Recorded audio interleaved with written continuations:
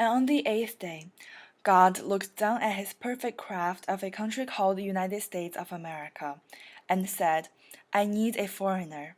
So God made an immigrant.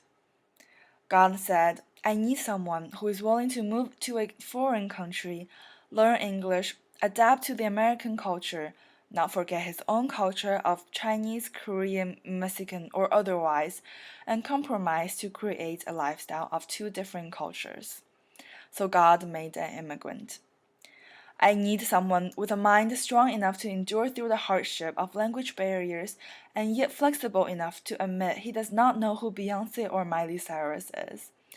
Someone who smiles politely when he does not understand what's being directed toward him, comes home confused, quietly looks up unfamiliar vocabularies that he has encountered earlier during the day in his big Webster book of dictionary, and tries his best to satisfy the curiosity of his fellow Americans by answering every single one of their questions about his home country through his broken English, thoroughly and sincerely.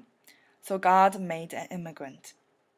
God said, I need someone who is willing to stay up all night just to read a few more pages of Charles Webb and gets humiliated in front of his classmates, then stands up tall and say, You don't understand. I need someone to persevere through children's books as an adult, make the transition to Wuthering Heights, master the English language even with the English as a second language speaker label, and defy the stereotype that immigrants cannot speak perfect English by joining mock trial. And someone who, after reading intensely for 10 hours by dawn, put in another 20 hours. So God made an immigrant. God had to have someone willing to spend more time than his classmates writing an AP English language blog, and yet in the middle of the night to stop when he received a text from his friends asking for help on Chinese.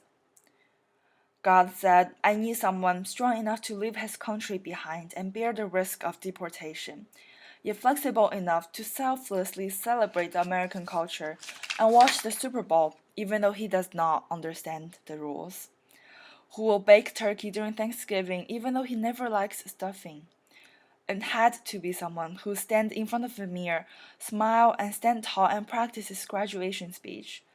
Someone who endures, assures, and matures, and prepares and provides and helps his family fill out tax forms and decorates the Christmas tree during Christmas and rewards himself with sticky rice balls after a long year of hard work during Chinese New Year.